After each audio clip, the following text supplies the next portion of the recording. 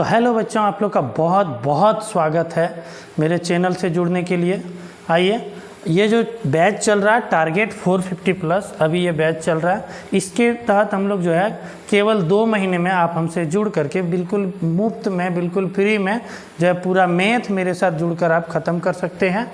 और मैथ ही नहीं बल्कि और भी subject, science, English, Hindi, social science, सारे सब्जेक्ट आप लोग को जो है एग्ज़ाम से पहले ख़त्म किया जाएगा। बस अभी मैथ का क्लास चल रहा है, अभी आप लोग हमसे जुड़ जाइए और इसी चैनल के माध्यम से आप लोग को सूचित कर दिया जाएगा कि कब साइंस की क्लास स्टार्ट। बहुत जल्द ही आप लोग का जो है साइंस की क्लास और इंग्लिश की क्लास बहुत जल्द शुरू होने वाली है। तो आप लोग प्लीज़ चैनल को सब्सक्राइब कर लीजिए और बेल आइकन को भी दबा दीजिए ताकि हम जब कोई भी वीडियो डालें तो आप लोग के पास नोटिफिकेशन पहुंच जाए। तो चलिए हम लोग शुरू करते हैं। आज का जो चैप्टर है वो है चैप्टर 1.2। 1.1 जिन्होंने नहीं देखा है वो 2 पार्ट में बना हुआ है, आप लोग जाकर के पीछे जाकर के देख लें। आइए अब स्टार्ट करते हैं आज के क्लास को।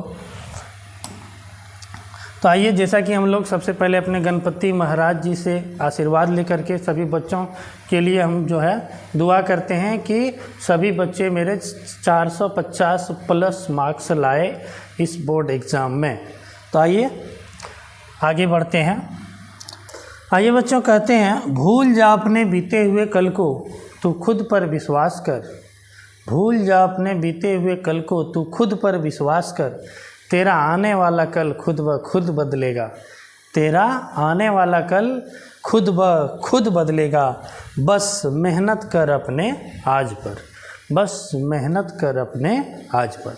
तो बच्चों, इसी मोटिवेशन के साथ हम लोग आज क्लास की शुरुआत करते हैं कि हम लोग को अपने पुराने दिनों को भूल जाना है कि कैसा हम लोगों ने तैयारी किया, नहीं किया। बस आज से आप मेहनत पे लग जाइए और अपना टारगेट जो है 450 प्लस उसे हासिल कीजिए।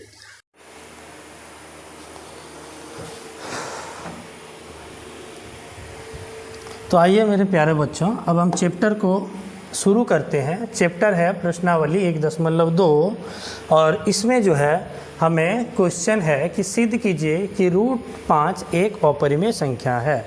मतलब कि √5 एक अपरिमेय संख्या हमें तो पता है, लेकिन हमें इसे सिद्ध करके बताना है।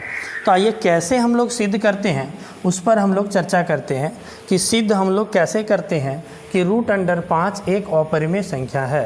तो थोड़ा सा बच्चों पहले ये बताइए कि अपरिमेय संख्या हम लोग किसे कहते हैं। तो अपरिमेय संख्या हम लोग ऐसी संख्या को कहते हैं जिसे हम P/Q के रूप में व्यक्त नहीं कर सकते। ऐसी संख्या को हम अपरिमेय संख्या कहते हैं। तो आइए, तो अपरिमेय संख्या में हम लोगों ने उदाहरण में देखा था √3, √2, √5, √7। ये सारी संख्या जो है ये अपरिमेय संख्या है। ये सारी संख्या अपरिमेय संख्या है जिसका पूर्णतः वर्गमूल नहीं निकलता है। ऐसी संख्या को हम लोग अपरिमेय संख्या कहते हैं। तो बच्चों, अपरिमेय संख्या के साथ अगर हम परिमेय संख्या को मिला दें प्लस में या फिर माइनस में, तो क्या यह संख्या परिमेय होगी या क्या यह संख्या अपरिमेय होगी। तो आइए बच्चों हम लोग इस पर चर्चा करते हैं कि परिमेय संख्या और अपरिमेय संख्या को अगर हम प्लस या माइनस के साथ मिला दें तो यह संख्या अपरिमेय संख्या ही कहलाती है। यह संख्या अपरिमेय संख्या ही कहलाती है। अगर हम क्या परिमेय और अपरिमेय को हम गुना कर दें या परिमेय या अपरिमेय को हम अगर भाग कर दें तो क्या यह परिमेय संख्या होगी या अपरिमेय संख्या होगी। तो जवाब आएगा बच्चों कि यह भी अपरिमेय संख्या होगी। अर्थात परिमेय और अपरिमेय को किसी भी प्रकार से आप मिला दीजिए, प्लस कर दीजिए, माइनस कर दीजिए, गुना कर दीजिए या भाग कर दीजिए, तो वो अपरिमेय संख्या ही होगी। बच्चों, एग्ज़ाम में सवाल आते हैं ऑब्जेक्टिव में कि बताइए 3 + 2√2 ये कौन सी संख्या है, कौन सी संख्या है। तो बच्चों जवाब आएगा कि ये अपरिमेय संख्या है। कौन सी संख्या है? अपरिमेय संख्या है। क्यों है? क्योंकि यहाँ अपरिमेय संख्या के साथ में परिमेय संख्या मिला हुआ है और हम लोग जानते हैं कि परिमेय और अपरिमेय को मिला देने से अपरिमेय ही होता है, वो परिमेय संख्या नहीं कहलाती है। तो आइए अब आते हैं, कॉन्सेप्ट है कि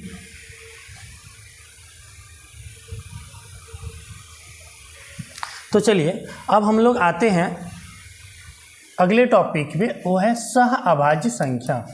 सह अभाज्य संख्या, सह अभाज्य संख्या क्या होती है? सह अभाज्य संख्या क्या होती है? तो प्यारे बच्चों आप लोग बताइए कि सह अभाज्य संख्या क्या होती है? क्या आप लोग जानते हैं सह अभाज्य संख्या क्या होती है? क्या आप लोग जानते हैं? तो आइए हम आपको समझाते हैं कि सह अभाज्य संख्या क्या होती है। तो वैसी संख्या जिसका HCF 1 होता है, इसका HCF 1 होता है, ऐसी संख्या को सह अभाज्य संख्या कहते हैं। तो कौन सी संख्या का HCF 1 होता है? जिसका गुणनखंड में कुछ भी कॉमन नहीं होता है, जिन दो संख्याओं के गुणनखंड में कुछ भी कॉमन नहीं होता है। उदाहरण के लिए आइए हम 8 और 15, 8 का अगर हम उभयनिष्ठ गुणनखंड करें, 8 का यदि हम अभाज्य गुणनखंड करें तो पाते हैं कि 2 गुने 2 गुने 2, और अगर 15 का हम अभाज्य गुणनखंड करें तो पाते हैं 3 गुने 5।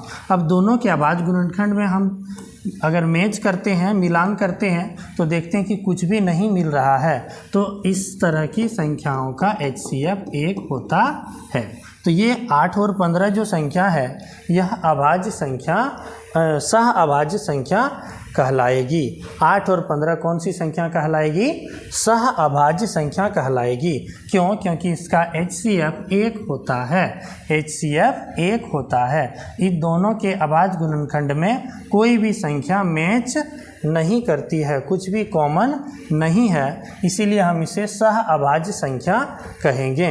तो आइए बच्चों एक सवाल हम और करते हैं, क्या 8 7 या 12 15 इन दोनों में से कौन अभाज्य संख्या है? आप लोग बताइए दोनों में से कौन अभाज्य संख्या है? तो आइए हम लोग 8 और 7 का गुणनखंड करते हैं। तो 8 का होता है 2 गुने 2 और 7 का 7, केवल और केवल 7 अभाज्य संख्या है। तो दोनों के अभाज्य गुणनखंड में कुछ भी मैच नहीं हो रहा है, यानी इसका HCF 1 हो जाएगा। और बताइए आप लोग बच्चों कि क्या जिसका HCF 1 होता है उसे हम लोग सह अभाज्य संख्या कहते हैं? हाँ बिल्कुल कहते हैं। जिसका HCF 1 हो जाता है, ऐसी दो संख्या को हम लोग सह अभाज्य संख्या कहते हैं। आइए 12 और 15 को हम लोग चेक करते हैं। 12 का अगर अभाज्य गुणनखंड करें तो 2 गुने 3, अगर 15 का करें तो 3 गुने 5। दोनों के अभाज्य गुणनखंड में 3 जो है कॉमन हो रहा है, 3 कॉमन हो रहा है। इसका अर्थ है कि इसका HCF 3 होगा, अर्थात यह सह अभाज्य संख्या 12 और 15 नहीं है। सह अभाज्य संख्या 12 और 15 नहीं है। तो आइए बच्चों अब हम एक अगले टॉपिक पे चर्चा करते हैं। इस चैप्टर को शुरू करने से पहले इस चैप्टर का एक प्रमेय है, इस चैप्टर में एक प्रमेय है, प्रमेय 1.2। तो आइए बच्चों प्रमेय 1.2 क्या कहता है, इसका ही हम लोग उपयोग करके हम लोग जो है √5 को, जो इस चैप्टर का जो पहला सवाल है √5 को अपरिमेय संख्या सिद्ध करना है, इसी प्रमेय का हम लोग उपयोग करके जो है उसे साबित करेंगे। तो ये प्रमेय क्या कहता है कि मान लीजिए P एक अभाज्य संख्या है, मान लीजिए कि P कोई एक अभाज्य संख्या है, यदि P a² को विभाजित करता है। ध्यान से समझिएगा, यदि P p तो एक अभाज्य संख्या है और p a स्क्वायर को विभाजित करता है, तो p a को भी विभाजित करेगा। ध्यान से समझिएगा कि हम मान लेते हैं कि p बराबर कोई संख्या है 3, p बराबर कोई संख्या है 3। ये अपने ही मन से हम लोग मान रहे हैं कि p का मान कितना है, 3 है। अगर ध्यान दीजिए 3, अगर 3 6 का स्क्वायर को, यानी 6 का स्क्वायर कितना होता है बच्चों, 36। अगर 3 6 का स्क्वायर यानी 36 को यदि विभाजित कर रहा है, यदि इसको काट रहा है पूरी 12 बार में काट दिया, यदि 3 6 का स्क्वायर को पूरी तरह से विभाजित कर रहा है तो 3 जो है स्क्वायर को अगर हटा दें तो क्या बचेगा, 6 इसे भी विभाजित करेगी, इसे भी विभाजित करेगी। बच्चों क्या समझ में आ गया ये चीज़ कि p अगर a स्क्वायर को विभाजित कर रहा है, अगर p अगर कोई संख्या है p अगर किसी संख्या के स्क्वायर को विभाजित कर रहा है तो p से जब हम भाग देंगे उस संख्या को ही, जिसका स्क्वायर कर रहे हैं उस संख्या को ही भाग देंगे, यानी a को ही भाग देंगे, तो वह संख्या p से विभाजित हो जाएगी। चलिए एक उदाहरण और लेते हैं। सपोज दैट मान लीजिए कि p बराबर हमने ले लिया 5, p बराबर ले लिया हमने 5। अगर ये p यानी कि 5, अगर ये 5 जो है, अगर ये 5 10 के स्क्वायर को विभाजित कर रही है, 10 का स्क्वायर हो रहा है 100, अगर 100 अगर 5 से विभाजित है तो 100 किसका स्क्वायर है, 10 का, तो ये 5 जो है 10 को भी विभाजित करेगी, 5 जो है 10 को भी विभाजित करेगी। ये है इस प्रमेय का कहना कि अगर कोई संख्या p एक अभाज्य संख्या है और यदि वो a का स्क्वायर को विभाजित कर रहा है तो वही संख्या p जो है उस संख्या a को भी विभाजित करेगी। यानी अगर उसके स्क्वायर को विभाजित कर सकता है तो वह संख्या स्क्वायर को छोड़कर जो बचेगा a, इसे भी विभाजित करेगी। यहाँ पर जैसे हमने समझा कि 3 अगर 6 के स्क्वायर को विभाजित कर रही है तो स्क्वायर को छोड़ के यहाँ 6 है तो 3 जो है 6 को भी विभाजित करेगी। यानी 5 अगर 10 के स्क्वायर को विभाजित कर रहा है तो स्क्वायर को छोड़ देने पर बचता है 10, तो 5 10 को भी विभाजित करेगी। समझ गए बच्चों, ये प्रमेय का क्या कहना है। इसी प्रमेय का हम लोग अभी उपयोग करेंगे इस अपरिमेय संख्या को साबित करने के लिए। इस चैप्टर में अभी हम लोग इसका उपयोग करेंगे, इसीलिए इसको जानना बहुत ही ज़रूरी है। तो अब चलिए बच्चों हम लोग स्टार्ट करते हैं चैप्टर को, कि इसमें एक पहला क्वेश्चन है कि सिद्ध कीजिए कि √5 एक अपरिमेय संख्या है। तो इसे सिद्ध करने के लिए हम एक जो है फार्मूला का इस्तेमाल करेंगे। वो कैसा फार्मूला होगा, तो आइए बच्चों हम लोग इस उदाहरण से समझते हैं कि हम लोग किस प्रकार जो है √5 को साबित करेंगे। तो अभी आप ध्यान दीजिए कि आप घर से निकले हैं, किसी स्थान B के लिए, किसी स्थान B के लिए आप घर से निकले हैं। आप घर से निकले हैं किसी स्थान B के लिए, आप जा रहे हैं, जाते जाते एक जगह रास्ता है, वहाँ से रास्ता 2 भाग में डाइवर्ट हो जाता है। यहाँ से रास्ता 2 भाग में डाइवर्ट हो जाता है। एक रास्ता जाती है A को और दूसरा रास्ता जाती है B को। आपको पता नहीं है कि कौन सी रास्ता जाएगी, तो आप अपने मन से जो है यहाँ पर एक रास्ता चूज कर लेते हैं। आप सीधा जा रहे थे तो सीधा ही चल गए और यहाँ आकर के आप जो है A पर पहुँच जाते हैं। फिर यहाँ जब आप किसी से पूछते हैं कि यह कौन सा स्थान है तो आपको बतलाता है कि यह A है, तब आपको अपनी गलती का एहसास हो जाता है कि हम जो रास्ता जो चूज किए यह रास्ता गलत है, यह रास्ता हमें A तक पहुंचा दिया, इसीलिए इस जगह पर ही हमारी गलती है कि हम जो है इधर वाला रास्ता को चूज करना था, तब हम पहुंच जाते B पर। तो बच्चों इसी का हम लोग उपयोग करेंगे कि हम जो है अपने मन से जो अपरिमेय संख्या उसे हम परिमेय मान लेंगे, और जब आगे जाकर के हमें गलती मिलेगा तो वहाँ पर हमें अपनी गलती का एहसास करना है कि हमारा रास्ता ही यहाँ पर गलत चूज हो गया है, इसीलिए ये वाला रास्ता सही है, इसीलिए ये वाला रास्ता सही है। इसी प्रकार से हम लोग इसमें सिद्ध करेंगे। तो आइए बच्चों, आप लोग बहुत ही होनहार बच्चे हैं, आप लोग जो है एकदम बोर्ड एग्ज़ाम में बिल्कुल 450 नंबर लाएंगे। आप लोगों को जो है दिल से हम दुआ देते हैं, आप लोग सभी बच्चे जो है 450 से अधिक नंबर लाएं। और जो है मेरा भी थोड़ा प्रचार हो जाएगा कि हम लोग वहाँ से पढ़े थे। आप लोग ज़रूर बताइएगा अपने पीछे विद्यार्थियों को कि हम लोग वहाँ से हम लोग क्लास किए थे, तो हमारा भी थोड़ा प्रचार होगा और हम भी लोगों का भला कर पाएंगे। तो आइए बच्चों, हम लोग स्टार्ट करते हैं। आज गर्मी बहुत अधिक है और इस गर्मी में हम वीडियो शूट कर रहे हैं, तो बहुत अधिक पसीना भी आ रहा है। तो आइए हम लोग चैप्टर पे चलते हैं कि सिद्ध कीजिए कि रूट 5 एक अपरिमेय संख्या है। सिद्ध कीजिए कि रूट 5 एक अपरिमेय संख्या है।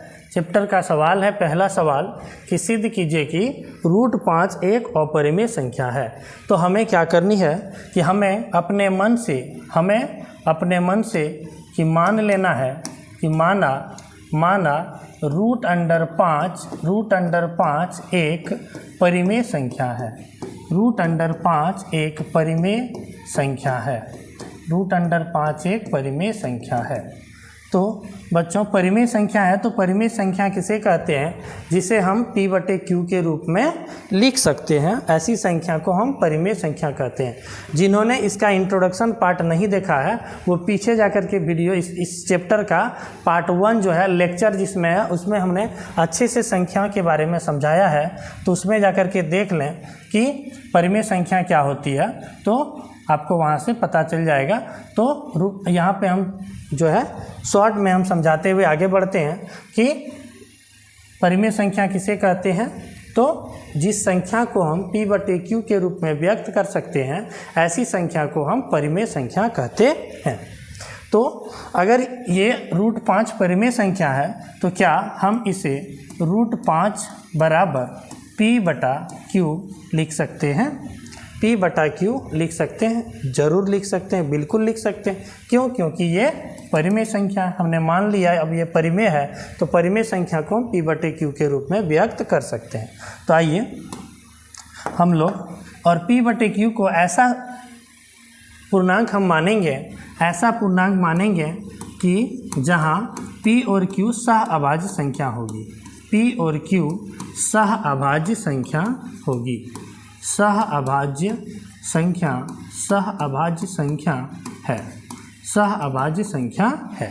यानी P और Q क्या है बच्चों? सहअभाज्य संख्या है। ऐसा हम लोग मान लेते हैं कि P और Q जो है एक के अतिरिक्त किसी और संख्या से विभाजित नहीं होता है। यानी दोनों का गुणनखंड में एक के अलावा कुछ भी और उभयनिष्ठ नहीं है, तो वैसी संख्या को हम लोग सहअभाज्य संख्या कहते हैं।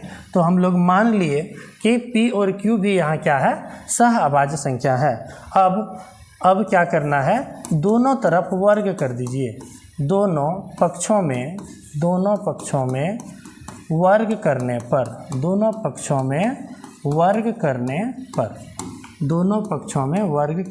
पर आइए बच्चों, दोनों में वर्ग कर दीजिए। रूट अंडर 5 का वर्ग करेंगे, रूट पाँच का वर्ग यानी स्क्वायर बराबर P/Q का स्क्वायर हो जाएगा। अब रूट अंडर 5 का स्क्वायर करेंगे तो 5 बराबर P² बटा Q² हो जाएगा। P² हो जाएगा। अब 5 के नीचे में कुछ नहीं है तो 1 है, तो अब हम यहाँ पे इसे क्रॉस गुना कर सकते हैं। केंचिया गुना जिसे कहते हैं, क्रॉस मल्टीप्लिकेशन। तो क्या होगा? 1 से P² गुना होगा और 5 से Q² गुना हो जाएगा। 1 से P² गुना होगा और 5 से Q² गुना हो जाएगा, अर्थात हो जाएगी P² बराबर 5Q²। P² बराबर 5Q²। अब यहाँ 5 गुना में है बच्चों, तो इधर हम ले आएंगे, पक्षांतर करेंगे तो P² 5 गुना में है वो आ जाएगा भाग में, बराबर Q²। P² बटा 5 बराबर Q²। तो अब बच्चों यहाँ पर हम देख रहे हैं कि 5 जो है P² को विभाजित कर रही है। 5 से P² विभाजित हो रही है, इसीलिए यहाँ पे हो गया q का स्क्वायर। 5 से क्या क्या विभाजित हो रही है, p स्क्वायर विभाजित हो रही है। तो हमने बच्चों क्या पढ़ा परिमेय 1.2 में कि अगर कोई संख्या p एक अभाज्य संख्या यदि स्क्वायर को अगर किसी a के स्क्वायर को विभाजित कर रही है तो वह संख्या p a को भी विभाजित करेगी, तो p a को भी विभाजित करेगी। तो आइए उसी प्रमेय का हम लोग यहाँ पे उपयोग करेंगे कि यहाँ लिखेंगे बच्चों, यहाँ 5p स्क्वायर को विभाजित करती है तो 5 बताइए, अगर p स्क्वायर को विभाजित कर रही है तो p को भी विभाजित करेगी, p को भी विभाजित करेगी, p को भी विभाजित करेगी, p को भी विभाजित करेगी।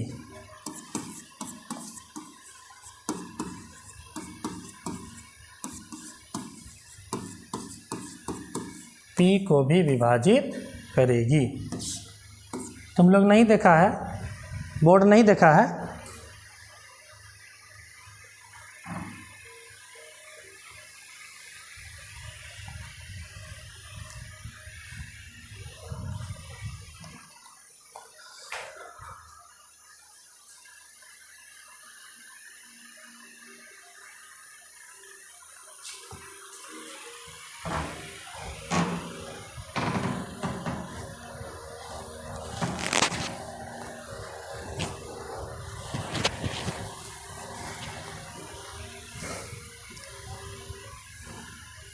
तो मेरे होनहार बच्चों, प्यारे बच्चों, क्या होगी परिमेय 1.2 से अगर 5p स्क्वायर को विभाजित कर रही है तो 5p को भी विभाजित करेगी। अब देखिए बच्चों, 5 से अगर p विभाजित हो रही है, 5 से अगर p विभाजित हो रही है, अब कितने बार में विभाजित हो रही है हमें पता नहीं है। सपोज दैट थोड़ी देर के लिए p कुछ भी हो सकता है, p का गुणज p 5 का गुणज हो सकता है, p कुछ भी हो सकता है। 1 मिनट के लिए आप मान लें कि 5 p को अगर विभाजित कर रही है, 5 अगर p को विभाजित कर रही है मतलब 5 का पहाड़ा में p आएगा, 5 का पहाड़ा में p आएगा। यानी हम 5 का पहाड़ा पढ़ते 5 दूनी 10, 5 तिया 15, 5 चौका 20, 5 25, 5 छक 30। तो p जो है इन सभी में आगे पढ़ते जाएंगे तो ये 5 का गुणज में p कोई भी संख्या हो सकती है, क्योंकि 5 से p क्या हो रहा है, विभाजित हो रहा है। तो हम कह सकते हैं कि p जो है 5 के पहाड़ा में कितने बार में आएगा ये हमें पता नहीं है, लेकिन आएगा, होगा ना। तो अब हम मान लेते हैं कि 5 के पहाड़ा में p जो है, जैसे कि अगर मान लीजिए p 30 होगा तो हम लिखेंगे 5 गुने 6। अगर p 25 होगा, अगर p 25 होगा तो लिखेंगे 5 गुने 5। अगर p का मान 20 होगा तो लिखेंगे 5 गुने 4। मतलब हमें यहाँ संख्या पता हो रही है, तो इसीलिए हम यहाँ लिख पा रहे हैं कि 6 बार में 30 आएगा, 5 बार में 25 आएगा, 4 बार में 20 आएगा। लेकिन ये p है तो p का मान हमें पता नहीं है, p कुछ भी हो सकती है। तो इसीलिए यहाँ 4, 5, 6 के जगह पे हम मान लेते हैं कि जो p होगी वो 5 से कितने बार में कटेगी, c बार में कट जाएगी। यानी c बार में 5 का पहाड़ा अगर हम c बार पढ़ेंगे तो p आ जाएगी। क्या बच्चों ये समझ में आया? एक बार और हम इसको समझते हैं, एक बार और हम लोग इससे समझते हैं। कैसे समझेंगे? तो आइए कि अगर ध्यान दीजिए बच्चों कि अगर 5 t को विभाजित कर रही है तो कितने बार में कर रही है ये हमें पता नहीं है। तो हमें मान लेना है कि 5 जो है इसे c बार में विभाजित कर रही है, मतलब 5 गुने c, p बराबर क्या हो जाएगी 5 गुने c। अगर ये 5 मान लीजिए p को 2 बार में विभाजित कर रही है तो यहाँ पे p का मान 10 होना था, p का मान 10 होना था। तो हम लिख सकते हैं 10 बराबर 5 गुने 2। तो यही चीज़ हम आपको समझाना चाह रहे हैं कि ये कितने बार में कटेगी 5 से p, ये हमें पता नहीं है। तो हम मान लेते हैं कि p जो कटेगी 5 से वो c बार में कटेगी। तो हम लिख सकते हैं p बराबर 5 गुने c, 5 गुने c, जहाँ c कोई भी पूर्णांक हो सकती है, जहाँ c कोई भी पूर्णांक हो सकती है। तो आइए हम लोग वही चीज़ यहाँ लिखेंगे, इसीलिए यहाँ पे इसको समीकरण 1 बना दीजिए, समीकरण 1 बना दीजिए। अब हम यहाँ पे लिखेंगे कि इसीलिए p बराबर 5c, क्या लिखेंगे, p बराबर 5c, जहाँ c क्या है, जहाँ c कोई पूर्णांक है, c कोई पूर्णांक है, यानी c का मान कुछ भी हो सकता है, 1 2 3 4 5 6 7 8, माइनस में भी हो सकता है, इससे कोई दिक्कत नहीं है। मतलब हमने मान लिया p बराबर 5c। अब इसी p का मान को हम समीकरण 1 में रख देंगे, इसी p के मान को हम समीकरण 1 में रख देंगे। लिखेंगे बच्चों कि p का मान समीकरण 1 में रखने पर, समीकरण 1 है p² बटे 5 बराबर q²। तो p के जगह में हमें लिखना है 5c, p के जगह में लिखना है 5c। तो यहाँ p² है, तो यहाँ लिखेंगे 5c का स्क्वायर बटा 5 बराबर इधर है q²। तो यहाँ लिखेंगे q², 5c का स्क्वायर।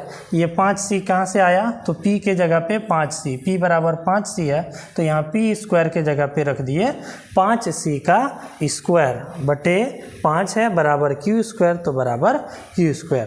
आइए अब आगे हल करते हैं हम लोग। 5c² यानी 5 का स्क्वायर करेंगे तो 25, c का स्क्वायर करेंगे तो c², तो हो जाएगी 25c का स्क्वायर बटे 5 बराबर q का स्क्वायर। अब बच्चों 5 से 25 5 बार में कट जाएगी, तो लिखेंगे 5c² बराबर q², 5c² बराबर q²। तो अब ये 5 गुना में है, इधर ले जाएंगे तो भाग में, तो हो जाएगी c² बराबर q² बटा 5। अब बताइए बच्चों, अब यहाँ फिर से हमारा पर में 1.2 लगेगा कि 5 से कौन विभाजित हो रहा है, q का स्क्वायर विभाजित हो रहा है, तो 5q को भी विभाजित करेगी। तो आइए हम लोग क्या लिखेंगे, यहाँ 5 किसे विभाजित कर रही है, q² को, 5q² को विभाजित कर रही है, तो 5q को भी विभाजित करेगी, 5q को भी विभाजित करेगी। ये हम लोगों ने प्रमेय 1.2 में देखा कि अगर कोई अभाज्य संख्या किसी के स्क्वायर को विभाजित करती है तो वह संख्या उस संख्या को विभाजित करेगी जिसका स्क्वायर किया गया है। यानी 5 अगर q² को विभाजित कर रही है तो 5q को भी विभाजित करेगी, 5q को भी विभाजित करेगी। अब प्यारे बच्चों ज़रा देखिए कि 5 जो है हमारा q² को भी विभाजित कर रही है और 5p² को भी विभाजित कर रही है। देखिए 5p² को भी विभाजित करती है, और अभी हमने निकाला कि 5 जो है q² को भी विभाजित कर रही है, तो यहाँ पे लिखिए कि 5p को भी काटेगी और यहाँ 5q को भी काटेगी। यानी 5 से p भी विभाजित हो रही है और 5 से q भी विभाजित हो रही है। और हम लोगों ने प्यारे बच्चों यहाँ पे माना है कि p और q सह अभाज्य संख्या है, यानी p और q एक के अतिरिक्त किसी और संख्या से विभाजित नहीं होनी चाहिए, तो उसी को कहते हैं हम लोग सह अभाज्य संख्या। तो हम लोगों ने यहाँ देखा कि p P और Q जो है सह अभाज्य संख्या नहीं हो रही है, क्योंकि P और Q दोनों जो है 5 से विभाजित है, और सह अभाज्य संख्या हम उसे कहते हैं जो 1 के अतिरिक्त किसी और संख्या से विभाजित ना हो।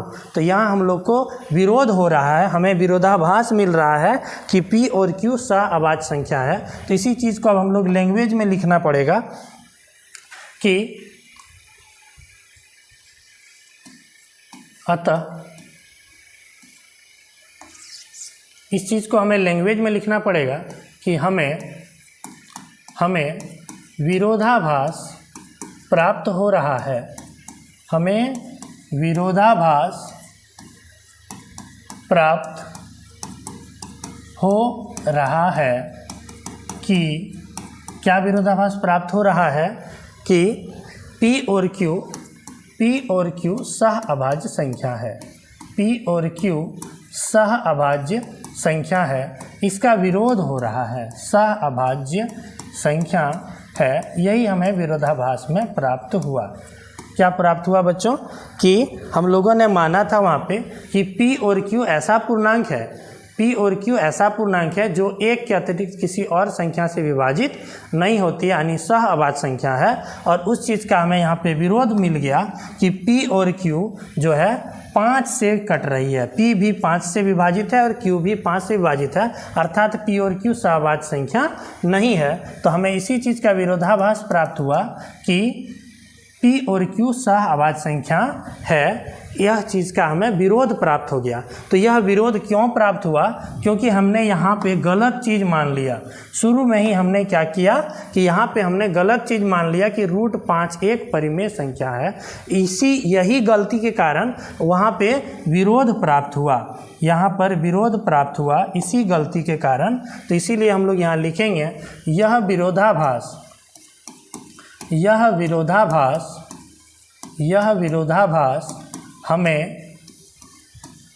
हमें अपनी गलत मान्यता के कारण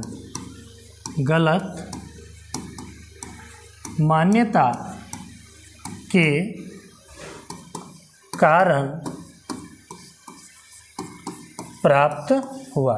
जो हमने गलत चीज़ मान लिया था उसी के कारण यह विरोध हमें देखने को मिला। तो सही चीज़ क्या हो जाएगी बच्चों कि इसीलिए √5 एक परिमेय संख्या है, √5 एक अपरिमेय संख्या है। इसीलिए सही क्या हो जाएगी बच्चों कि √5 एक अपरिमेय संख्या है।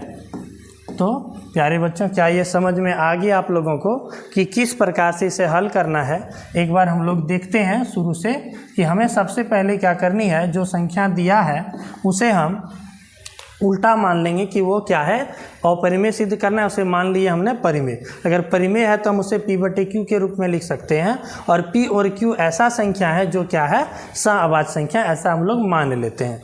तो अब दोनों पक्षों में वर्ग किए, वर्ग करने पे हमें प्राप्त हुआ कि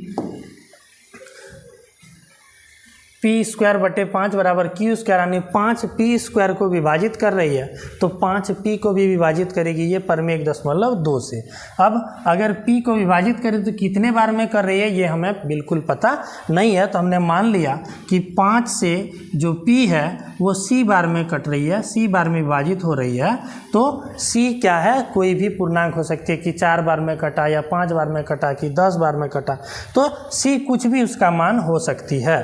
तो अब क्या हुआ कि इस P बराबर 5C को हमने रख दिया समीकरण 1 में, और समीकरण 1 में रखने पर पाते हैं कि Q भी जो है वो 5 से विभाजित हो रही है, और P भी 5 से विभाजित हो रही है और Q भी 5 से विभाजित हो रही है।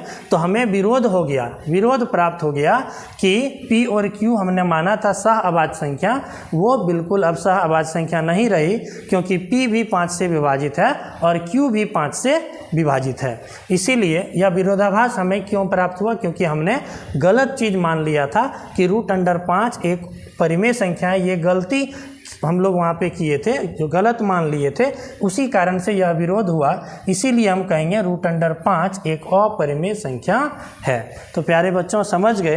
तो इसमें जो है आप लोग जो है खुद से होमवर्क में √3 रूट अंडर 2, रूट अंडर 7, इन सब का प्रैक्टिस कर लीजिएगा। ये बहुत इम्पोर्टेंट है एग्ज़ाम के दृष्टिकोण से, और एग्ज़ाम में आने का बहुत अधिक चांस होता है। और जैक बोर्ड में खास करके यह देखा गया है कि प्रत्येक बार बोर्ड एग्ज़ाम में मान के चलिए कि सभी में जो है ये सवाल पूछ देता है और 3 नंबर में पूछता है। इसीलिए आप लोग को इस चैप्टर को बड़ा ही ध्यान से और अच्छे से तैयारी करना होगा। तो आइए, तो आप लोग इसे होमवर्क में जो है अपने कॉपी में नोट कर लीजिए और इसको बनाना है ठीक इसी मेथड से।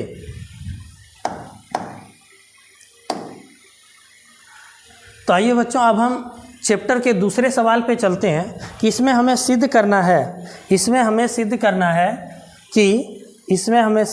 है कि 3 + 2 रूट 5 एक अपरिमेय संख्या है। हमने चैप्टर के शुरुआत में ही बताया कि अगर अपरिमेय संख्या को परिमेय संख्या के साथ किसी भी रूप में मिला दिया जाए, प्लस में मिला दिया जाए, माइनस में, गुना में, भाग में, जिसमें भी मिला दिया जाए वो अपरिमेय संख्या ही हो जाती है। अब इसे भी हमें सिद्ध करके बताना है कि 3 + 2 रूट 5 एक अपरिमेय संख्या क्यों है, इसे सिद्ध करना है। तो प्यारे बच्चों, हम क्या करते हैं कि सबसे पहले हम लोग मान लेते हैं कि माना 3 + 2 रूट 5 एक 3 + 2 रूट 5 एक परिमेय संख्या है। इसका विपरीत मान लेते हैं कि यह एक परिमेय संख्या है, यह एक परिमेय संख्या है। यह हम विपरीत मान लेते हैं। ठीक है बच्चों, क्या आप लोग को समझ में आ रही है जो हमने बताया अभी पीछे रूट अंडर 5? अगर अच्छे से समझ में आया तो प्लीज़ आप लोग जो है सभी लोग जो है शेयर कर दीजिए वीडियो को, ताकि अधिक से अधिक लोगों के पास मेरा वीडियो पहुंचे और अधिक से अधिक बच्चे को लाभ प्राप्त हो सके। प्यारे बच्चों, आइए चलते हैं इस पे। तो हम लोग सबसे पहले क्या करेंगे कि 3 + 2 रूट 5 को अपरिमेय साबित करना है, तो हम इसे परिमेय संख्या मान लेंगे। अगर हम लोग इसे परिमेय संख्या मान लेंगे तो प्यारे बच्चों बताइए कि इसे हम किस रूप में लिख सकते हैं? तो इसे हम P/Q के रूप में लिख सकते हैं, P/Q के रूप में लिख सकते हैं कि परिमेय संख्या को हम P/Q के रूप में व्यक्त कर सकते हैं। तो आइए, अब इसे हम P/Q के रूप में अगर लिख दिए तो बताइए, अगर ये 3 प्लस में इसका अगर हम पक्षांतर करेंगे, इधर से बराबर के उधर ले जाएंगे तो क्या हो जाएगी? तो इधर बच जाएगी 2 रूट 5 बराबर इधर हो जाएगी P/Q, ये +3 है, उधर जाएगी तो -3। क्या हो जाएगी बच्चों? -3। अब बताइए, ये 2 गुना में है और इसका भी पक्षांतर करें तो उधर ले जाएं तो क्या हो जाएगी? इधर बचेगी सिर्फ और सिर्फ रूट 5 बराबर इधर हो जाएगी P, भाग में जाएगी ना, 2 गुना में है तो वो भाग में जाएगी, मतलब 2Q - 3/2। अब भाग में जाएगी तो ये इधर जितने संख्याएं सब में भाग में जाएगी। ऐसा नहीं कि सिर्फ P/Q है तो इसी में 2 जाएगी, 3 के नीचे भी 2 आ जाएगी। ये गुना में है तो मतलब इधर भाग में आ गया कि P/2Q - 3/2 हो गया। अब बताइए बच्चों कि परिमेय संख्या किसे कहते हैं? जिसे हम P/Q के रूप में व्यक्त कर सकते हैं उसे परिमेय संख्या कहते हैं। यहाँ P, Q, 2, 3, 2 सभी क्या हैं? पूर्णांक हैं। सभी क्या हैं? पूर्णांक संख्या हैं। और हम लोग जानते हैं कि पूर्णांक संख्या अगर बटे में रहे तो उसे हम क्या कहते हैं? परिमेय संख्या कहते हैं। पूर्णांक संख्या अगर हम जिसे P/Q के रूप में व्यक्त कर सकते हैं उसे परिमेय संख्या कहते हैं। तो इधर वाला जितना भी टर्म है ये सब क्या हो गया? परिमेय संख्या हो गया। और रूट अंडर 5 बच्चों क्या है? अपरिमेय संख्या है। इसे हम लोगों ने साबित करके देखा है कि रूट अंडर 5 क्या है? अपरिमेय संख्या। क्यों है? हम लोगों ने इसे साबित करके देखा है कि रूट अंडर 5 एक अपरिमेय संख्या है। इसीलिए बच्चों हम क्या लिखेंगे? इसीलिए हम यहाँ पे लिखेंगे कि यहाँ पर ये जो संख्या है ये पूरा संख्या परिमेय संख्या है और √5 अपरिमेय संख्या है और बीच में बराबर का चिन्ह है, अर्थात कह रहा है कि ये संख्या इसके बराबर है। तो क्या कभी परिमेय के बराबर अपरिमेय संख्या हो सकती है? नहीं हो सकती है बच्चों, क्योंकि अपरिमेय संख्या अलग होती है और परिमेय संख्या अलग होती है। परिमेय संख्या को हम P/Q के रूप में व्यक्त कर सकते हैं, अपरिमेय संख्या को P/Q के रूप में व्यक्त नहीं कर सकते हैं। इसीलिए हम क्या देख रहे हैं कि इधर परिमेय बराबर अपरिमेय हो रहा है, अतः हमें विरोध हो रहा है, विरोधाभास प्राप्त हो रहा है। इसी चीज़ को हमें लिखना है कि यहाँ P/2Q माइनस 3/2 जो है ये परिमेय संख्या है।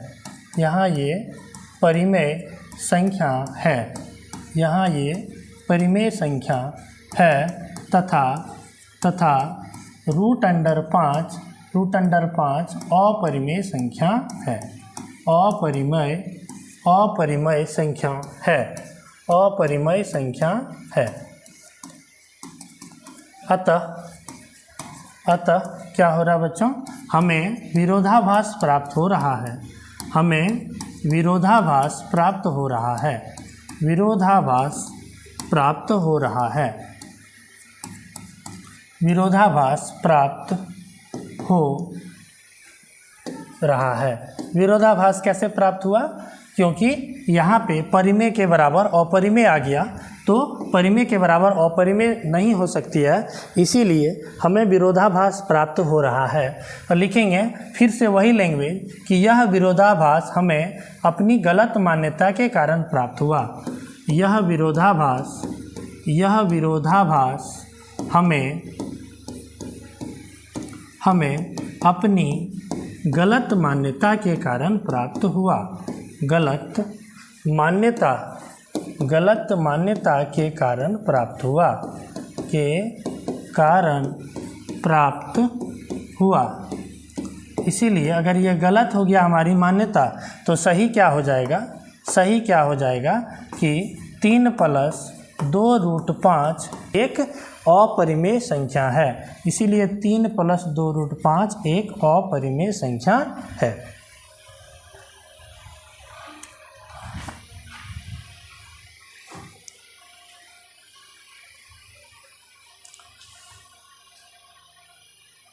आइए बच्चों अब चलते हैं क्वेश्चन नंबर 3 पे कि सिद्ध कीजिए कि निम्नलिखित संख्याएं अपरिमेय हैं।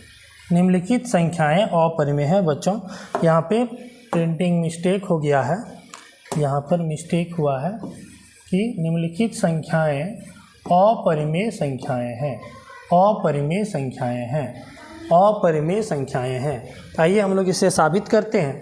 पहला क्वेश्चन है 1/√2। पहला क्वेश्चन है 1/√2। इसे कैसे हम लोग साबित करेंगे? तो आइए हम लोग चर्चा करते हैं कि इसे सबसे पहले हम इसका विपरीत मान लेंगे कि माना 1/√2, 1/√2 एक परिमेय संख्या है, एक परिमेय संख्या है, एक परिमेय संख्या है,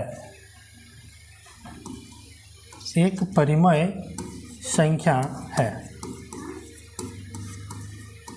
तो बताइए अगर ये परिमेय संख्या है तो क्या हम इसे P/Q के रूप में व्यक्त कर सकते हैं? 1/√2 बराबर P/Q लिख सकते हैं, और जहाँ P और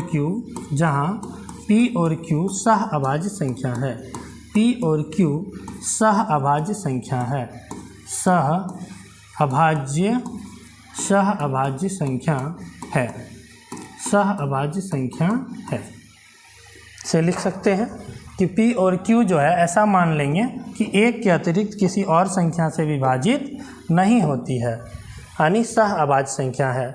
अब बच्चों इसका वर्ग कर दीजिए दोनों तरफ, दोनों पक्षों में वर्ग करने पर, दोनों पक्षों में वर्ग करने पर तो जब बच्चों इसका वर्ग करेंगे तो हो जाएगी 1/√2 का स्क्वायर बराबर P/Q का स्क्वायर। P बटे Q का स्क्वायर। अब बताइए इसका जब वर्ग करेंगे, 1 का वर्ग करेंगे तो 1 ही आएगा, √2 का वर्ग करेंगे तो 2 हो जाएगी। तो यहाँ पे हो जाएगी 1 बटे 2 बराबर इधर P स्क्वायर बटे Q स्क्वायर। 1 बटे 2 बराबर P स्क्वायर बटे Q स्क्वायर। P स्क्वायर बटे Q स्क्वायर पूरे का वर्ग है तो अलग अलग लिख सकते हैं। अब यहाँ पे क्रॉस गुना हो जाएगी, क्रॉस गुना हो जाएगी। अब Q स्क्वायर को 1 से गुना करेंगे तो Q स्क्वायर और 2 को P स्क्वायर से गुना करेंगे तो 2P स्क्वायर। अब ये 2 गुना में है, इधर आएगी तो भाग में। Q स्क्वायर बटे 2 बराबर P स्क्वायर।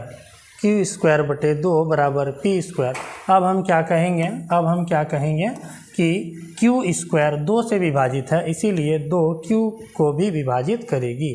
तो लिखिए यहाँ पर में 1.2 का उपयोग कीजिए।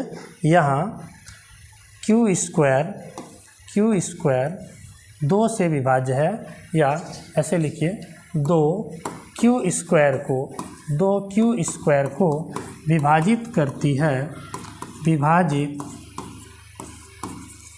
विभाजित कर रही है तो 2 जो है वो Q को भी विभाजित करेगी। Q को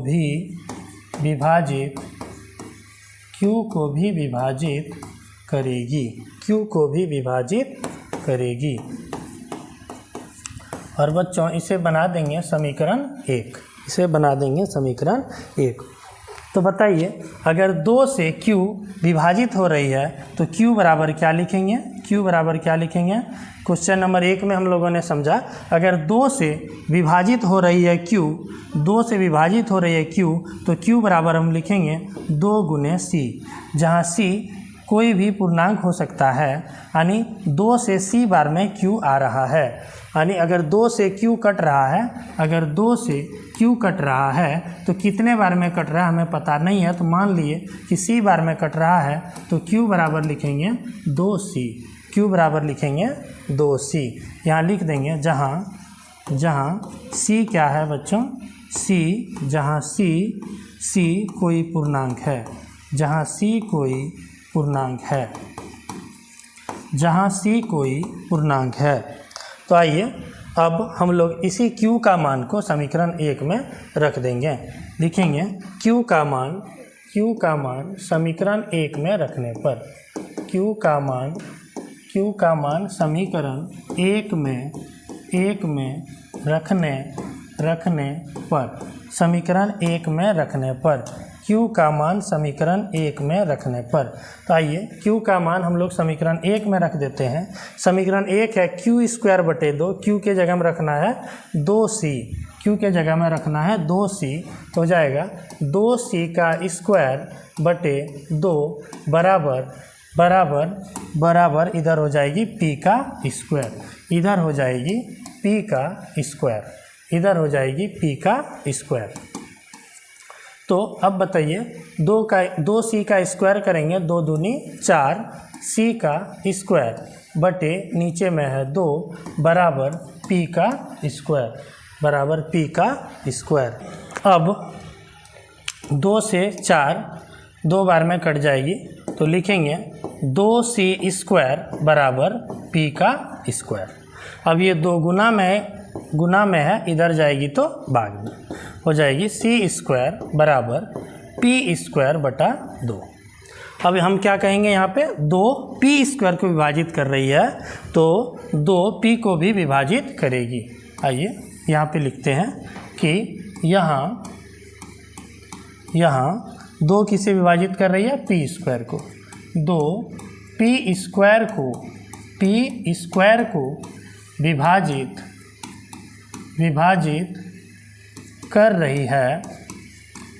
रही है तो 2 जो है P को भी विभाजित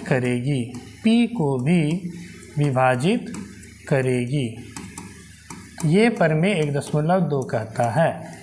तो आइए अगर P P भी 2 से कट रहा है और हम लोगों ने देखा यहाँ पे कि Q भी 2 से कट रहा है, तो हमें क्या हो गया, विरोध प्राप्त हो गया कि P और Q सह अभाज्य संख्या है। सह अभाज्य संख्या एक के अतिरिक्त कोई किसी और संख्या से उभयनिष्ठ ना हो, एक इसका गुणनखंड P और Q का एक के अतिरिक्त कोई और ना हो।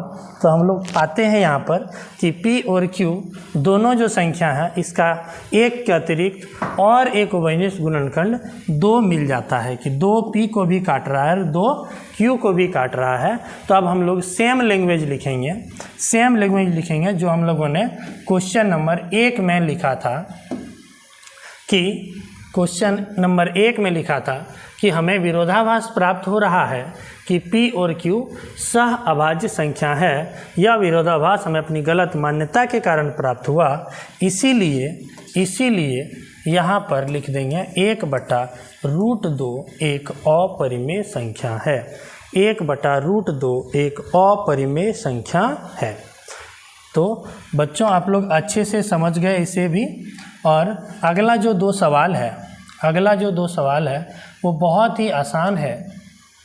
आइए हम लोग उस पर भी चर्चा करते हैं। अगला सवाल है 2 नंबर 7√5 एक अपरिमेय संख्या है, इसे सिद्ध करें। 7√5 एक अपरिमेय संख्या, इसे सिद्ध करें। तो इस क्वेश्चन को हम लोग बनाते हैं कि 7√5 एक अपरिमेय संख्या है, इसे सिद्ध करें।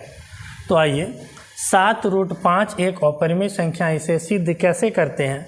तो हम लोग इसका उल्टा मान लेंगे कि माना 7√5 एक परिमेय संख्या है। 7√5 एक परिमेय संख्या है। अगर इसे हम परिमेय संख्या मान लेते हैं प्यारे बच्चों, तो बताइए कि इसे हम किस रूप में लिख सकते हैं। तो 7√5 को हम P/Q के रूप में लिख सकते हैं। तो अब हम इसे P/Q के रूप में व्यक्त कर दिए। और P और Q क्या होना चाहिए, पूर्णांक। जहाँ P और Q क्या है, पूर्णांक है। P और Q पूर्णांक है। पूर्णांक का मतलब हो गया कि कोई भी पूर्णांक है, मतलब कोई भी संख्या है P और Q। अब ये 7 गुना में है, तो इसका पक्षांतर करेंगे तो हो जाएगा √5 बराबर P/7Q। Q गुना 7 गुने में है, इधर चल गया तो भाग में हो गया। तो हम अब क्या पा रहे हैं कि √5 क्या है, अपरिमेय संख्या है, और P/7Q जो है ये पूर्णांक है। तो हम कह सकते हैं कि ये क्या है, परिमेय संख्या है। तो यह क्या है, परिमेय संख्या है। तो जिस प्रकार हम लोगों ने क्वेश्चन नंबर 2 में लैंग्वेज लिखा, सेम वही लैंग्वेज इसमें हम लोग इस्तेमाल करेंगे कि √5 एक अपरिमेय संख्या और P/7Q एक परिमेय संख्या। देखिए यहाँ पे जिस प्रकार से हम लोगों ने लिखा था कि P/2Q - 3/2, इस यहाँ पे हम लोग लिखेंगे कि P/7Q ये परिमेय संख्या है तथा √5 अपरिमेय संख्या है, और दोनों के बीच में बराबर का चिन्ह है। तो हमें क्या हो गया, विरोध कर रहा है, हमें विरोध प्राप्त हो रहा है कि ये दोनों के बीच में बराबर का चिन्ह है और एक तरफ अपरिमेय संख्या, एक तरफ परिमेय संख्या है। तो हमें विरोध हो रहा है कि परिमेय के बराबर अपरिमेय है। तो परिमेय के बराबर और अपरिमेय कभी नहीं हो सकती है। तो हमें विरोध प्राप्त हो रहा है कि √5 बराबर P/7Q है। तो मतलब ये परिमेय है और ये अपरिमेय है। तो हमें विरोध प्राप्त हो रहा है। यह विरोध क्यों प्राप्त हो रहा है, तो क्योंकि हमने यहाँ पे गलत चीज़ मान लिया है कि 7√5 एक परिमेय संख्या है। तो सही क्या हो जाएगा, 7√5 एक अपरिमेय संख्या हो जाएगी।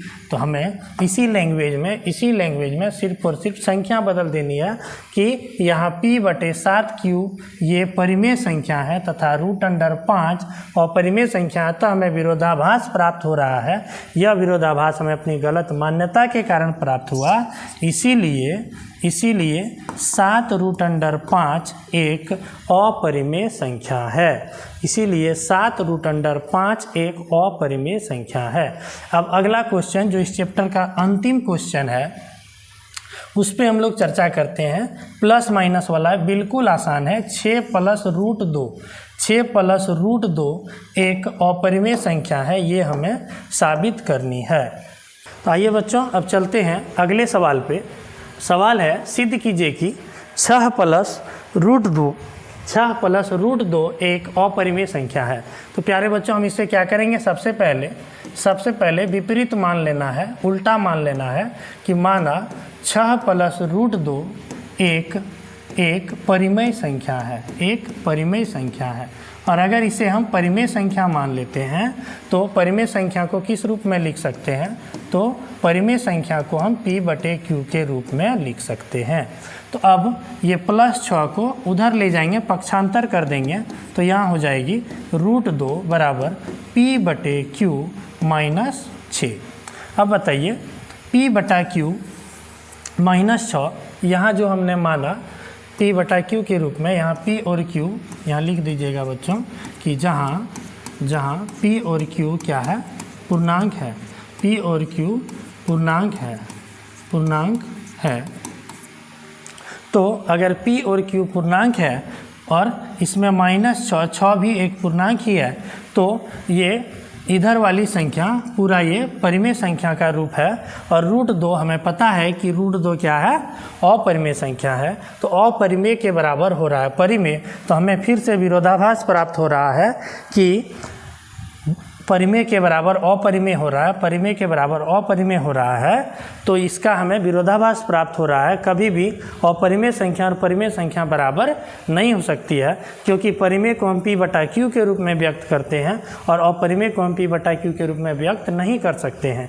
इसीलिए हमें क्या हो रहा है, विरोधाभास प्राप्त हो रहा है। तो यही सेम लैंग्वेज हम लोग लिखेंगे क्वेश्चन नंबर 2 में जैसा लिखे, क्वेश्चन नंबर 2 में जैसा लिखे, सेम टू सेम वही लैंग्वेज को इसमें हम लोग लिखेंगे कि यहाँ हम लोग लिखेंगे कि यहाँ P/Q - 6 ये परिमेय संख्या है तथा √2 अपरिमेय संख्या है। अतः हमें विरोधाभास प्राप्त हो रहा है और यह विरोधाभास हमें अपनी गलत मान्यता के कारण प्राप्त हुआ। इसीलिए सही क्या हो जाएगा कि 6 + √2 एक अपरिमेय संख्या है। 6 + √2 एक अपरिमेय संख्या है। तो प्यारे बच्चों यह चैप्टर खत्म हो चुकी है। चैप्टर बहुत ही इंटरेस्टिंग था, आप लोग भी अच्छे से समझे होंगे और बिल्कुल इस चैप्टर की तैयारी बहुत अच्छे से कर लीजिएगा, ताकि आपसे जो बोर्ड एग्ज़ाम में जो सवाल पूछा जाएगा इस चैप्टर से, वो सवाल जो है नहीं छूटना चाहिए। और ये सवाल बिल्कुल 3 नंबर में आपका आने वाला है। तो आप लोग अच्छे से तैयारी कर लें। और वीडियो अच्छा लगा होगा तो प्लीज़ एक लाइक करें, चैनल को सब्सक्राइब कर लें और बाकी दोस्तों के पास भी शेयर करें, ताकि अधिक से अधिक दोस्त आपके जो हैं वो भी हमसे पढ़ सकें और लाभ ले सकें हमारे चैनल का। और बहुत जल्द जो है हमारे चैनल के माध्यम से आपको सूचित किया जाएगा कि कौन से चैनल पे आपको साइंस की पढ़ाई और इंग्लिश की पढ़ाई शुरू हो रही है। ये आपको सूचना बहुत जल्द मिलने वाली है। तो कृपया आप चैनल से जुड़े हुए रहें और मेरे साथ जो है आगे का चैप्टर और जो है अगले दिन आपको जो है आगे का चैप्टर का वीडियो जो है आपको प्राप्त हो जाएगा। आप लोग सब्सक्राइब कर लें और जो नोटिफिकेशन वाला जो बेल आइकन होता है उसे भी आप दबा दें, ताकि जैसे ही हम वीडियो अपलोड होगा मेरे चैनल पे आपको नोटिफिकेशन के माध्यम से मिल जाएगा कि इस चैनल पे ये वाला वीडियो अपलोड हो चुका है। तो तब तक के लिए बच्चों आप लोग अच्छे से तैयारी कीजिए।